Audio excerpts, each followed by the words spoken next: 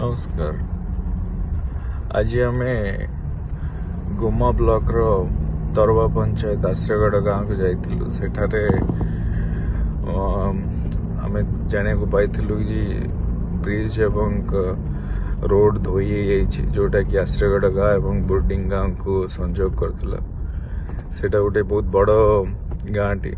सेठी शह शह लोक मैंने सब जीवाआसा करथिले। से मुख्य ब्रिज द्वारा आज सेटा धोई किंतु दुख एवं परितापर कथा होची वर्तमान सुधा प्रशासन सिटी कौन सी डेंजर जोन रो फिजिकली बोर्ड लिखि ना कि बाउंस किसी पोति ना। जदि हठात बाइक फाइक कि कार गले जाकि से जो धोई जाइथिबा 20 फुट ब्रिज तले जाकि पड़िबे आ विपद रे पड़िबे। यह छाड़ी कि मु आरडी एससी सहित भी कथा हली।